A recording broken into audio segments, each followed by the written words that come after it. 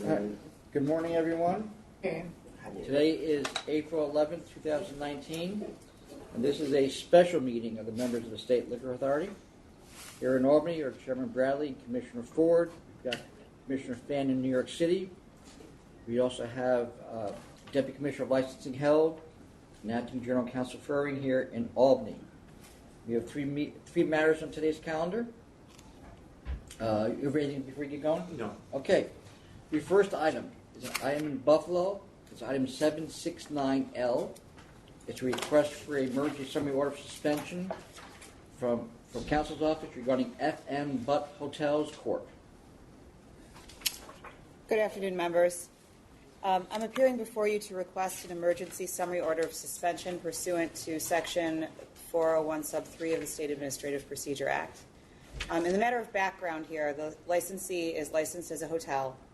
The license was issued in September of 2017. And in pertinent part, his method of operation indicates that he will not use the services of an event promoter. He's licensed to operate with a full kitchen, a chef, and a full menu. The licensee was charged on March 8th of 2019 with, among other things, failure to conform to the application. And the reason for that was it was reported to us by the Gates Police that he was hosting promoted parties with the same promoter that had recently held an event at an establishment called Shamrocks. Now, this is likely familiar to the members because the members ordered a summary suspension of Shamrocks on February 15th of this year following an incident very, very similar to the instant one involving the exact same promoter. On March 22nd of 2019, the license principal appeared in the Buffalo Zone office in response to that initial pleading. He was advised at that time that the promoted parties were not approved under his method of operation. It was discussed that the parties should cease until such time as a new method of operation was approved by the agency because he indicated he wished to go forward with hosting the events. He was advised of the police complaints. He was advised to complete a method of operation change form and that due to the complaints that we had received, that he should be prepared to submit a detailed security plan with that change so that moving forward, the police would not be required to subsidize security for his establishment as it was draining police resources and they were indicating to us that it was not a sustainable situation. The license principal indicated he understood. He basically pleaded financial hardship. He said because the health department had shut down his kitchen, he needed to have these events to raise money so that he could continue his business. Following the meeting that was here on March 22nd, the agency received word that from the PD that the promoted parties were continuing. Lieutenant Long of the Gates Police stated that the premises are pretty much no longer operating as a hotel. They're hosting weekly Thursday and Saturday night events with the promoter, with some Friday events as well. The investigator who spoke to Lieutenant Long asked that the Gates PD provide us with any information they had regarding the continued events. And that conversation took place around April 5th, so last Friday. The police indicated that the special attention details required to safely support these events was not sustainable and that police resources were being drained to tend to the premises events. Then, over this past weekend, an incident occurred during a promoted event being held at the establishment with that same promoter from Shamrocks. There was an officer on site in the parking lot of the establishment issuing tickets because there were cars blocking the fire lanes. When he observed numerous patrons screaming, yelling, trying to fight each other, falling over each other, and security attempting to intervene, the officer was advised that more fights were occurring inside. Upon entering the building, he observed multiple patrons arguing and tussling with security. A video of the incident that was posted onto Facebook shows multiple patrons fighting, wrestling on the ground inside the establishment in the hallways. There's no security anywhere to be seen on the inside. The fights continue for some time. There are people filming. The DJ continues to play. Nobody seems to care about what's happening. Back outside, Security had deployed pepper spray on patrons, and EMS had to be called to treat them. And while another fight was being broken up outside, officers who were at that point on scene heard shots being fired and a car speeding away from the premises. They were able to recover 2 spent 9mm casings and 3 spent .40 caliber casings from the parking lot. And miraculously, nobody was shot this time because there were injuries at the other promoted events at different locations with this same promoter. The license principal appeared on the news after the incident and stated he would no longer have the promoted events, but this is a case of too little too late. He was advised not to host the events due to him, number one, not being approved, and number two, he needed a better security plan. And he continued to host them despite being put on notice. Not only is this premises disorderly, not only are they failing to exercise adequate supervision, they are not just failing to conform to the application, but their food service has also been suspended again as of April 8th due to a very significant rodent infestation. Attached to the memo are documents from the Department of Health indicating that inspectors found rodent droppings throughout the kitchen, on the cleaned dishware, in and on the fryer, on cloths used to clean the counters, in the rooms. They entered 57 rooms and found rodent infestation in 28 of them, either droppings or dead mice. They also found chewed food packages in the rooms.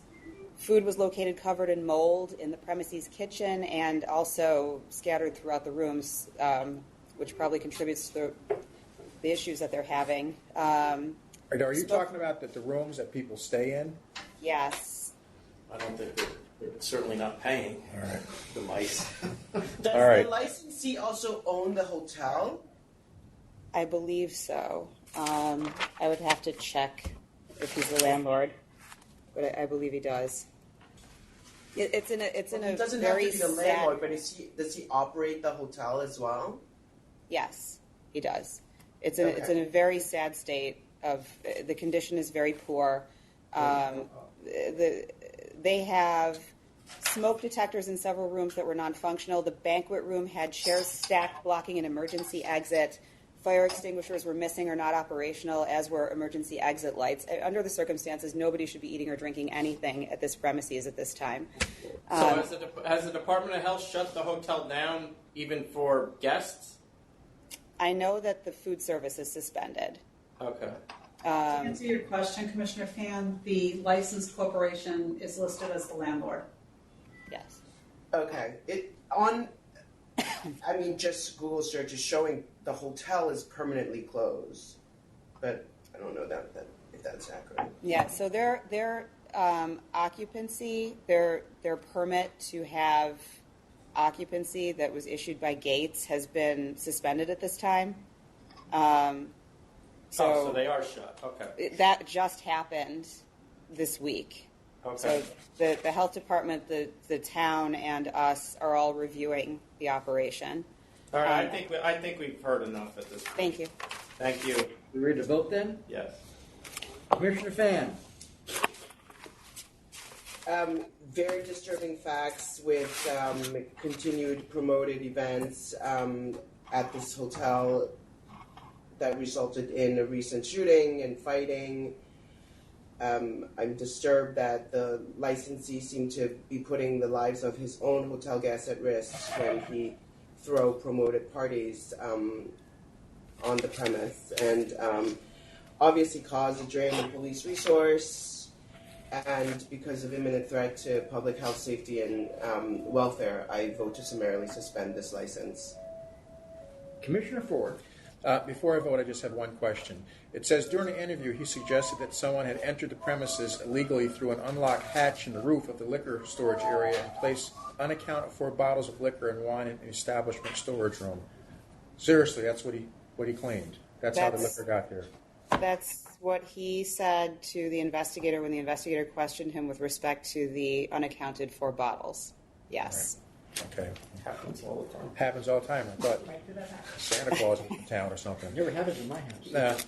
All right, well, 106 calls, since just the beginning of this year, police calls, long periods of no service, and now, they've been shut down again. So The DJ that they're employing obviously has a history with helping other places get shut down, shots fired, go on and on. So I vote to summarily suspend. I'm going to vote to suspend as well, based on all of those grounds that both commissioners said. And plus, the most disturbing thing about this whole thing is that we actually brought him in and asked him to stop, telling him they were all these activities were illegal, and he just went and did them again. So it's obvious that he has a complete disregard for the law, and as a result of that, people are at a serious risk of getting hurt. So I'm going to vote to summarily suspend. Okay, we're done with Buffalo. Then you can end the transmission. We're going to move to New York now. And the next item is 769J, Brewhouse Pub, Inc. Good afternoon. Miriam Sردhar on behalf of Counsel's Office, presenting a matter for summary suspension pursuant to SAPA Section 401, subsection 3 for the establishment known as Brewhouse Pub. On April 1st, the SLA received a letter from an attorney for the Village of Lindenhurst's Mayor and Board of Trustees office asking the SLA to take action against the establishment based on a number of undocumented reports of prostitution and drug dealing that were occurring inside the bar, as well as 12 911 calls that were made from the establishment within the last year. The mayor's letter also mentioned that an incident took place in February 2019 where an ex-military patron was attacked upon leaving the bar by 3 individuals also inside the bar. The patron's jaw was shattered in the process of a physical fight that happened, and it was wired shut for over a month. In response to this information, investigators conducted an underage inspection on the night of April 5th. The operation resulted in a positive buy and a positive sale to liquor to an underage auxiliary officer. Later that same night, in the early hours of April 6th, a march operation was also conducted by SLA investigators and members of the 1st Precinct in Suffolk County. A bartender at the establishment during the operation identified an individual as both the manager and the security guard at the pub. The individual, when asked by SLA investigators, also admitted that he was the manager of the establishment, but he wasn't able to produce a security guard license when asked. He was arrested for not having a security guard license, and when he was taken down to the precinct, officers found him in possession of over 1 gram of cocaine hidden in his pants. He admitted to having cocaine on his person. He provided the police with a written statement, admitting to being the manager and for having drugs on him, which he claimed were for personal use. That same night, during the operation, 8 other patrons were also arrested for possession of marijuana, possession of cocaine, and 1 was in possession of a weapon. The licensee indicated on their establishment questionnaire that they would self-manage the bar full-time, but they weren't present during the operation. When she was called down by investigators, she arrived and stated that no books and records are maintained at the location because the alcohol at the pub is purchased from local liquor stores. And despite being licensed as a tavern, she also stated that they haven't served food since receiving their license in 2010 because they don't have a health permit to serve food or to prepare it inside the location. During the operation, gambling records and payout sheets were also found behind the bar. A total of 20 SLA violations were found on April 6th. 10 criminal court summons were issued for a number of health, fire, and admin code violations in addition to the SLA violations that were also found by investigators. So not only is this establishment being run by a licensee who is negligent to the ABC laws and has a complete disregard for them, but it is also being managed by an individual who is not on the license, an individual who was charged with felony possession of a drug with intent to sell it inside the establishment, and the establishment has been operating as a focal point based on the number of 911 calls made within a year and based on the noise complaints by residents in the neighborhood. Each 911 call has been getting progressively more violent. The calls include harassment, physical fights amongst the patrons, fights with the bouncers, assaults, and one large fight that occurred on March 23rd of 2019, resulting in a homicide that happened in the establishment's parking lot. So a physical fight happened in the parking lot of the establishment, and one of the individuals eventually got hit by a car, and the car fled, and he wound up losing his life that night. So it is evident that this establishment is a nuisance and a detriment to the health, safety, and welfare of the residents of Lindenhurst based on the information that was received by Counsel's Office. The number of SLA violations that are occurring are increasing in amount, and the premises is currently being managed by someone who, was in possession of cocaine and had the intent to sell it to patrons inside the establishment. So based on the complaints of the Mayor's Office of Lindenhurst, the Board of Trustees, the village residents, and the 911 calls and March operation results that happened just last week, the SLA respectfully requests that the board consider a summary suspension of this liquor license. Do you know the nature of the weapon that was found on the person who was arrested during the raid? Yes. Was it a gun? Or? It was a gravity knife. Oh, okay. Anything else? You ready to vote? Yes. Okay, Commissioner Fan. As council said, very, very disturbing history at this establishment since 2017. Disorderly, violent incidents, sale to minor, drugs, prostitution, unlicensed security guard, weapons, and which resulted in a fatal hit and run most recently. Very disturbed by the fact that the licensee is willfully disregarding the SLA law. She doesn't seem to really know what's going on in her establishment, and she's leaving the establishment in the hands of a possible drug dealer, overall a drain on police resource, and therefore an imminent threat to public health, welfare, and safety. And for that, I am voting to summarily suspend this license. Commissioner Ford. Yes, for all of that, no health permit, non-bona fide for 10 years of having no food. It doesn't sound like they had food ever since the license was issued. Purchasing from liquor stores, gambling on premises, not to mention all the other terrible behavior that's unsafe for patrons. So the village has also requested us to act, so we are, and I vote to summarily suspend. Yeah, I vote to summarily suspend on the same grounds. It's obvious that this place has become a drain on police resources and an area or a establishment that their activities lead to fights. There's obviously drug activity going on. And was this supposedly a restaurant license? This was a tavern license to my knowledge. Tavern, but it's obvious that there's absolutely no food available, and apparently never was. And there's numerous other criminal activities going on as well. So I will summarily suspend.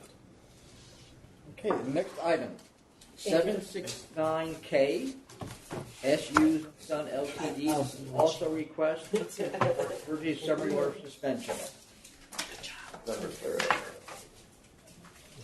You done with this?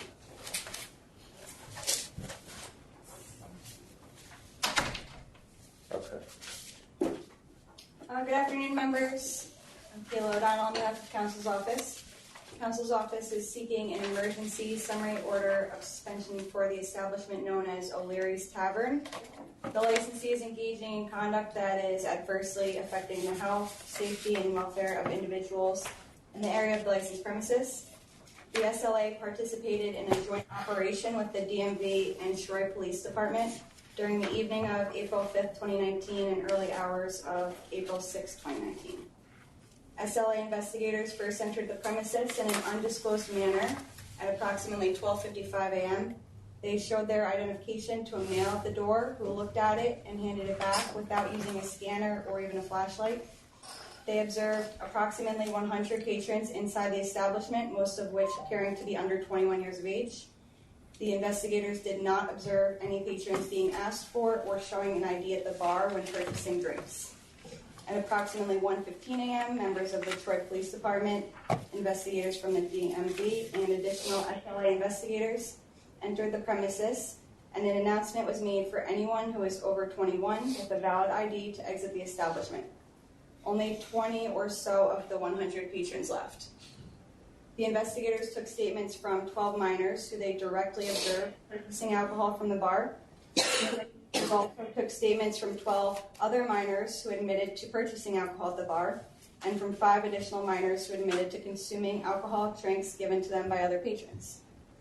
The DMV seized a total of 48 fake identifications and wrote 45 patrons' appearance tickets for possessing a fake ID.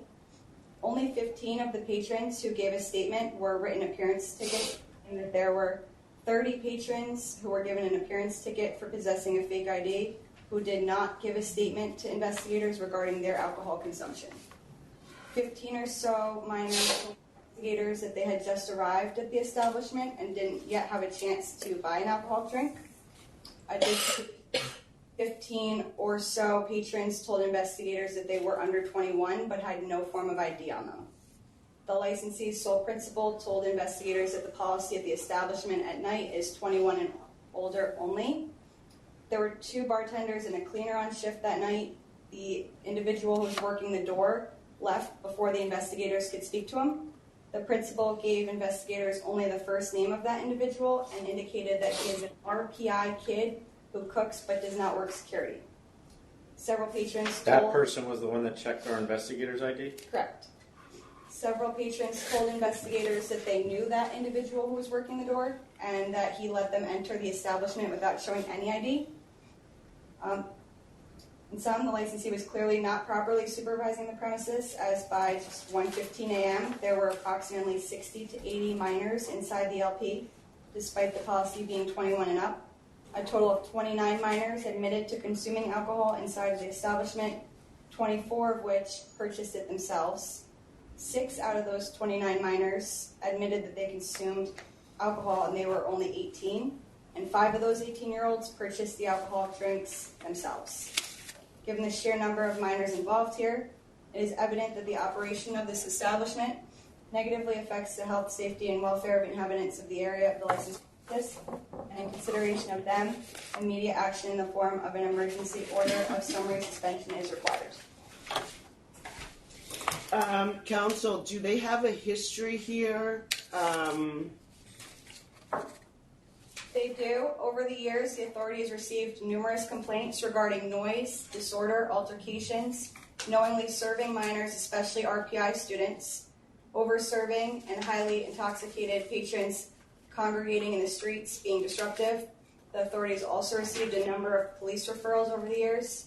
In the last 5 years, the licensee has been sent a letter of advice for selling to minors and a letter of advice for disorderly premises.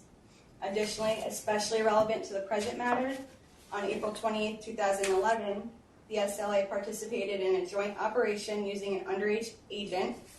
SLA investigators directly observed the agent be sold an alcoholic beverage, and during this operation, 3 minor patrons were also directly observed purchasing alcoholic beverages, and 2 more minor patrons admitted to consuming alcoholic beverages. So the licensee submitted a CNC plea to charges for 4 sales to minors and 1 failure to supervise. And what was the fine on that? $6,000 on October. 2011? Yes. And The then, same owner, correct. as far as nothing's changed. Okay. And in July 2014, the members sustained a charge for prohibited hours consumption when 10 patrons were found inside the bar drinking after 4:30 a.m. What year was that? That was July 2014. And have they ever been required to purchase a scanner? No, they have not. Most of these underage individuals, RPI students, do we believe? We believe so. RPI is only a few blocks away from the establishment. Okay. You ready to vote then? Commissioner Fan. Enough said. Seems like this bar is making their living off of people who are not old enough to drink. By definition, an imminent threat to health, safety, and welfare of the public. Clear drain on police resource, and I vote to summarily suspend this license. Commissioner Ford. This licensee is flagrantly violating one of the basic tenets of ABC law, and that's serving minors. And he's done it before. He's been warned about it several times. So I without a doubt, vote to summarily suspend this license. As do I, for the same reason. Thank you. Chairman, I have no other items. Anything else? No. Thank you. The meeting Thank is you. adjourned. Thank you.